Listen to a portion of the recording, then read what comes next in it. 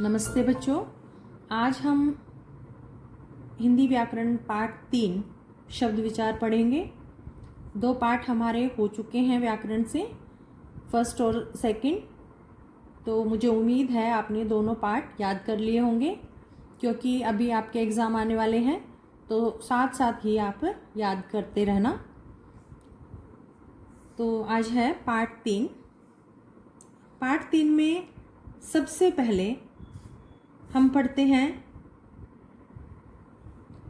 ध्वनि किसे कहा गया है। तो बातचीत के दौरान हमारे मुख से, जब हम बातचीत करते हैं तो हमारे मुख से अनेक ध्वनियाँ निकलती हैं। इन्हीं ध्वनियों को वर्ण कहते हैं। वर्णों के मेल से बने सार्थक वर्ण समूह को शब्द कहते हैं। जैसे ये ध्वनियाँ हैं, वर्ण हैं, और इनको जोड़ने से, जो वर्णों के मेल से जो शब्द बनता है उसे शब्द कहते हैं। इनके सार्थक समूह को, मतलब सही ढंग से, सीधे तरीके से अगर हम उसको जोड़ेंगे तो वह एक सही शब्द बनेगा, तो उसको व्यवस्थित रूप बोलेंगे। जैसे कि यहाँ बताया गया है कि पै, उ, से, ते, ए, के, ए। तो देखो इसमें से हलंत है, इसके साथ कोई भी स्वर को नहीं जोड़ा गया, तो ये आधा से है। पुस्तक में देखो पै, उ, आधा से, ते, ए, ते, के, ए। पुस्तक, तो ये सीधा रूप है, तो इसे बोलेंगे व्यवस्थित रूप। अगर हम इसी को आगे पीछे कर देते हैं तो इन्हीं वर्णों को, सेम इन्हीं वर्णों का अगर हम कर्म बदल देते हैं तो वह बन गया इन वर्णों के अनुसार कतस्पु, जो कि अव्यवस्थित रूप है। तो वर्ण समूह का कोई अर्थ नहीं है। ये जो दिया गया है, इस वर्ण समूह का कोई अर्थ नहीं है। इसे निरर्थक शब्द कहते हैं। व्याकरण में केवल सार्थक शब्दों पर विचार किया गया है, निरर्थक शब्दों पर विचार नहीं किया गया। तो ये मैंने इस बार मार्क डाल दिए गए हैं कि जैसे प्रश्न 1 जो बुक में है आपके में, कि प्रश्न 1 है आपका, शब्द किसे कहते हैं। तो यहाँ मार्क डाल दिया गया है आपका उत्तर 1, यानी कि प्रश्न 1 का उत्तर है ये 2 या 2 से अधिक वर्णों के मेल से बने स्वतंत्र एवं सार्थक ध्वनि समूह शब्द कहलाता है। हर पाठ में इसी तरह से बॉक्स में, बोल्ड लेटर्स में, बोल्ड वर्ड्स में आपको डेफिनेशन दी गई होगी, व्याकरण में अच्छी तरह से क्लियर दी गई है, तो उनको आप याद कर सकते हैं। क्वेश्चन बिल्कुल क्लियर दिए गए हैं। कुछ बच्चे इनके प्रश्नों के बारे में पूछ रहे थे कि हमें नहीं मिल रहे, तो आप पहले चैप्टर को 2-3 बार रीड करें और फिर उसमें से सारे आंसर आपके पाठ में ही हैं, तो ध्यान से पढ़ें आप। उसके बाद आता है पद। पद क्या है? जब शब्द को वाक्य में प्रयुक्त किया जाता है तो वे पद कहलाते हैं। वाक्य में प्रयुक्त होने के पश्चात शब्द की स्वतंत्रता समाप्त हो जाती है और ये व्याकरण के नियमों में बन जाते हैं। जैसे मैंने फिल्म देखी, 3 अलग अलग शब्द हैं।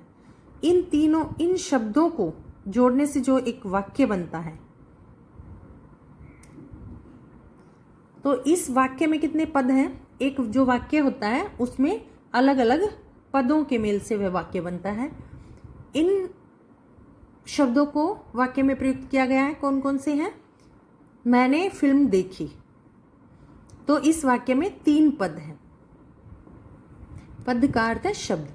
फिर है शब्दों का वर्गीकरण। उसको कितने भागों में बांटा गया है?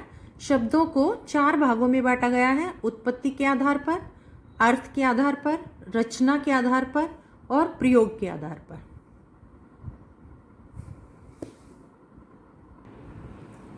अब है उत्पत्ति के आधार पर शब्द के भेद।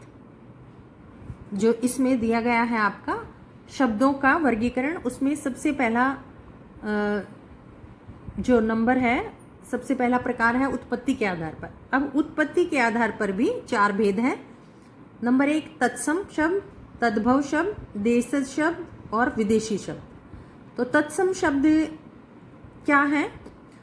तत्सम शब्दों का आशय संस्कृत के समान शब्दों से है, यानी कि जो शब्द संस्कृत में प्रयोग किए जाते हैं वही शब्द हैं जो हिंदी में भी प्रयोग होते हैं।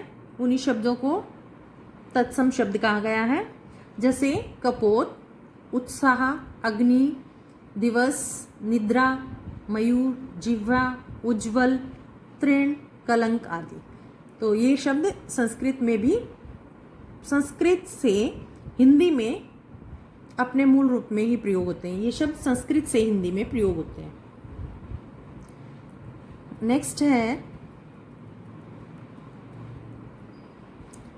तद्भव शब्द। तद्भव शब्दों का आशय संस्कृत के उत्पन्न होने वाले शब्दों से है, अर्थात संस्कृत भाषा के वे शब्द जो हिंदी में अपने बदले हुए रूप में प्रयोग होते हैं तद्भव शब्द कहलाते हैं। जैसे कपोत था, तो कपोत का को हिंदी में लिखेंगे तो वह तद्भव शब्द है, कबूतर। उच्छा, अग्नि जो संस्कृत का जो शब्द था उसको आग बोलेंगे। दिवस दिन, निद्रा नींद, मयूर मोर, जिह्वा जीभ, उजाला उज्ज्वल, तिनका तृण और कांटा कलंक। फिर है देशज शब्द। जो शब्द हमारे देश की ही विभिन्न भाषाओं और बोलियों से हिंदी भाषा में आए हैं उन्हें देशज शब्द कहा जाता है। जैसे लोटा, थैला, गड़बड़, तोरई, डिबिया, खिड़की, लोटा, टांग, खटपट, खिचड़ी, चमचमाना, ठनठनाना, बड़बड़ाना आदि जो हमारे देश की भाषाओं और बोलियों से हिंदी भाषा में आए उन्हें क्या कहेंगे? देशज। देशज जैसे कि नाम से स्पष्ट है, अपने ही देश से विभिन्न बोलियों से हिंदी में आए हुए शब्द। फिर है विदेशज शब्द।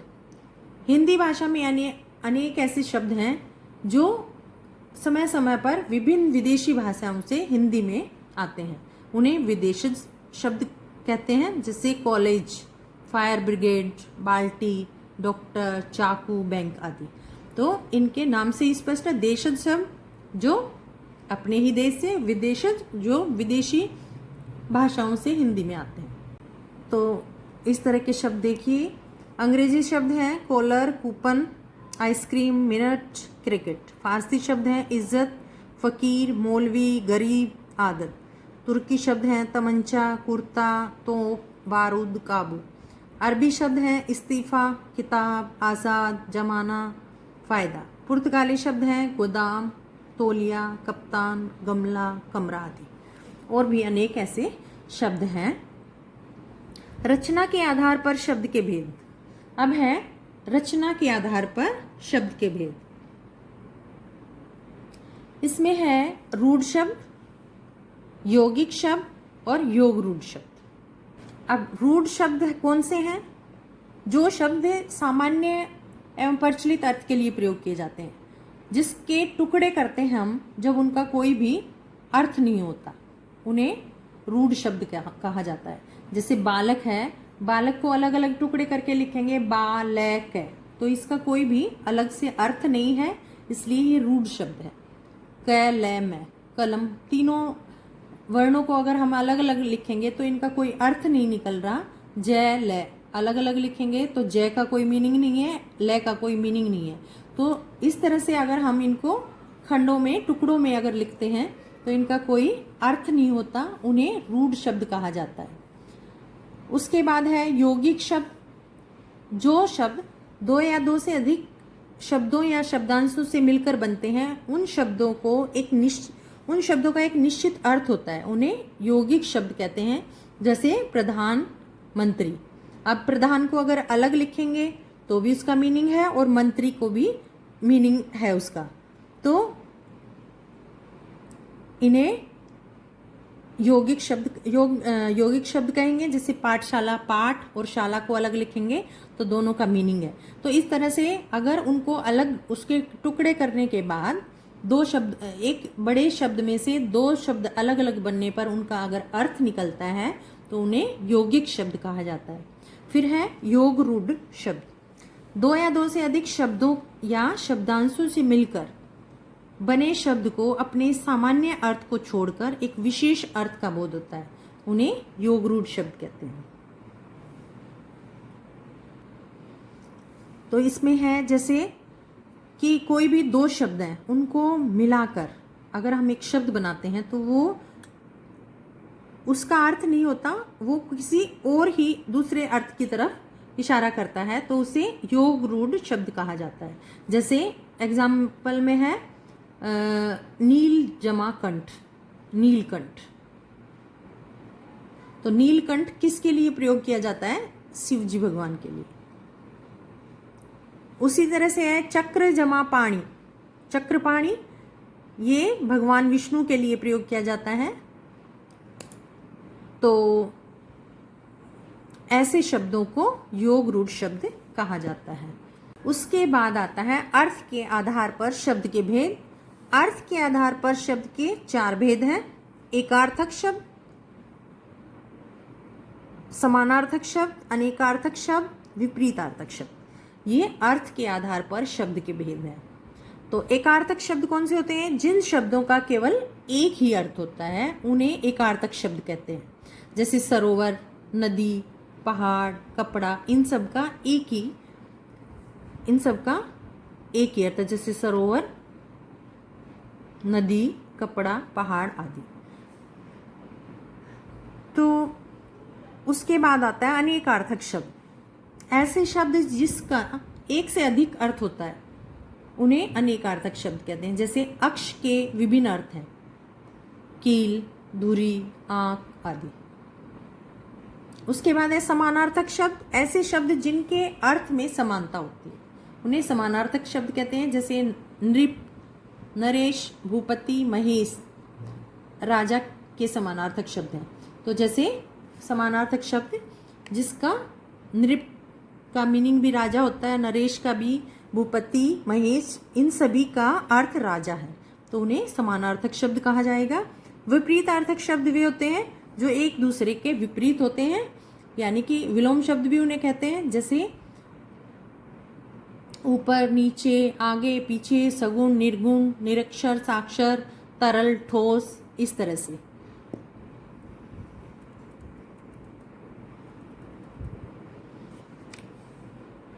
फिर आता है प्रयोग के आधार पर शब्द के भेद। प्रयोग के आधार पर शब्द के दो भेद हैं, विकारी शब्द और अविकारी शब्द। विकारी शब्द कौन से होते हैं? जो लिंग, वचन, कारक और पुरुष के अनुसार बदल जाते हैं, उन्हें विकारी शब्द कहते हैं। संज्ञा, स्वर्णाम, क्रिया, विशेषण शब्दों को विकारी शब्द कहा जाता है। जैसे विकारी शब्द में आते हैं संज्ञा, स्वर्णाम, क्रिया, विशेषण, जो एक वचन में अलग हैं और बहुवचन में बदल गए हैं ये। तो संज्ञा में है जैसे बच्चा, चीता, ये एक वचन में बच्चा और चीता है, और बहुवचन में बच्चा से बच्चे हो जाएगा और चीता से चीते हो जाएगा। स्वर्णाम यह का स्वर्णाम बहुवचन में है ये। तुझे का बहुवचन तुम्हें, मेरा हमारा, उसने उन्होंने। फिर है क्रिया। क्रिया में है जैसे लिखता है, लिखता है, ये क्रिया है। खाता है, पढ़ता है। फिर ये बहुवचन में अगर हम इसको बदल देखते हैं तो आता है लिखते हैं, खाते हैं, पढ़ते हैं। फिर विशेषण में विशेषता का पता चलता है, जैसे छोटा, पीला, नीचा, छोटे, पीले, नीचे। तो विकारी शब्दों में ये एक वचन और बहुवचन में कारक और पुरुष के अनुसार बदल जाते हैं।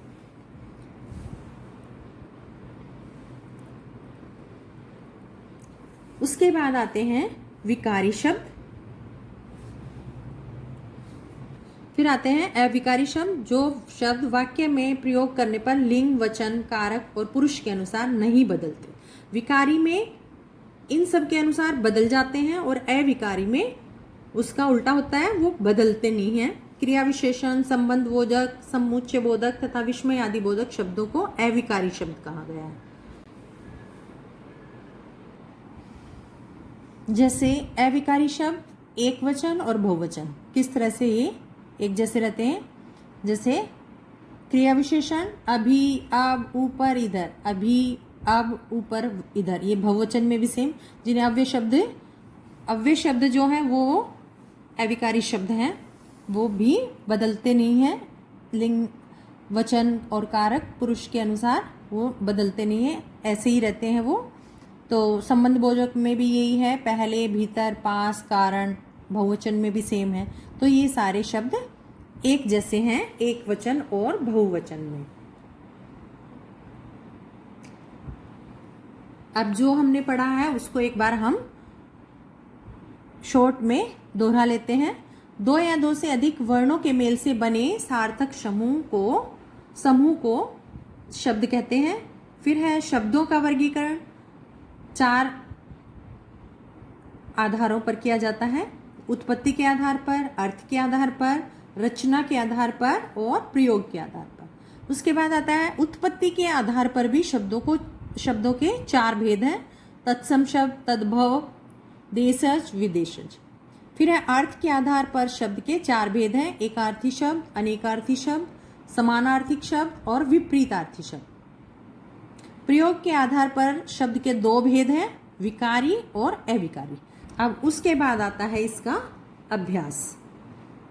तो इसमें है जैसे शब्द किसे कहते हैं। तो हमने पढ़ा था शब्द 2 या 2 से अधिक वर्णों के मेल से बने स्वतंत्र एवं सार्थक ध्वनि समूह को शब्द कहते हैं। तो ये पेज नंबर 15 पे उत्तर दिया हुआ है, मैंने मार्क भी किया हुआ है, तो आपको याद करने में इजी हो जाएगा। और आप पाठ को कई बार पढ़ो ताकि आपको आंसर सारे पता चल जाए और आप उनको मार्क करो। फिर भी अगर आपको कोई आंसर नहीं मिलता है तो आप मुझसे पूछ सकते हो और साथ साथ उसको याद करो। बहुत से बच्चे ऐसे कर रहे हैं आजकल कि पूरा टाइम काम नहीं करते और उसके बाद एक साथ सारे चैप्टर्स को बोलते हैं मैम हमारे नेटवर्क नहीं आए, ये नहीं। बेटा साथ साथ उस काम को कंप्लीट करते जाओ।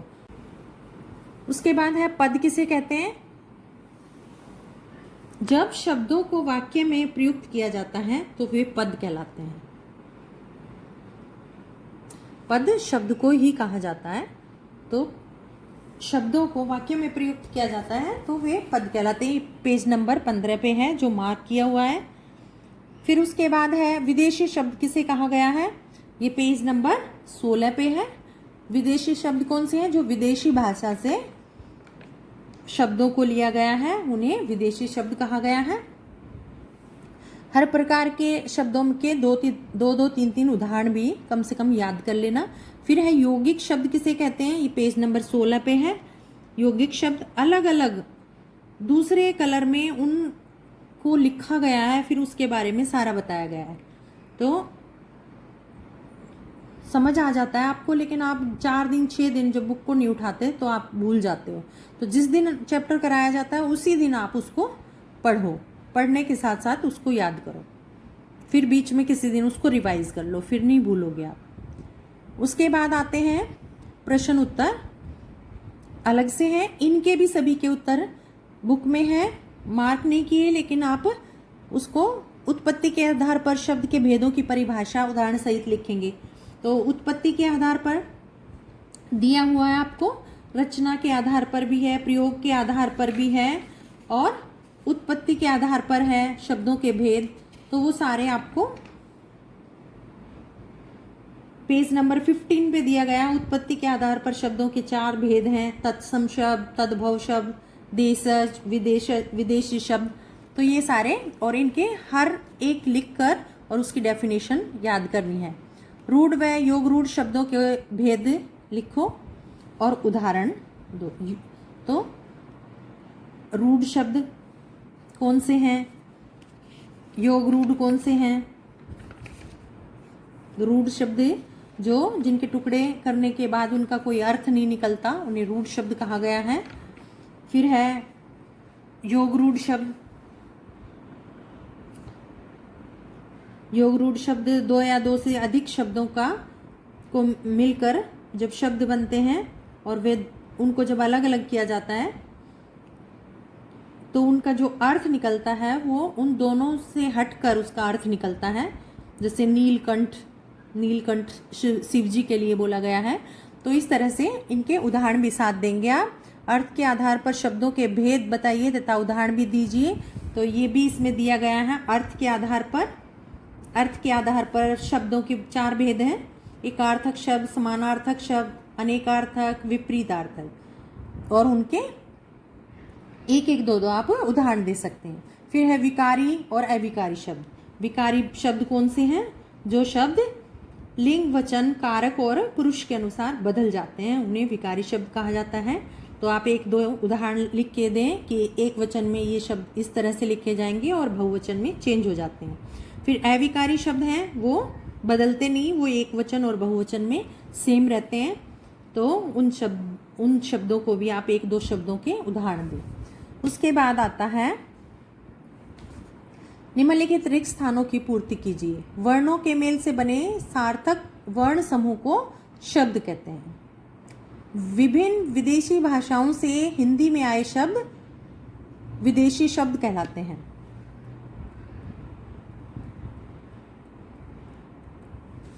फिर है जिन शब्दों का केवल एक ही अर्थ होता है उन्हें एकार्थक शब्द कहते हैं।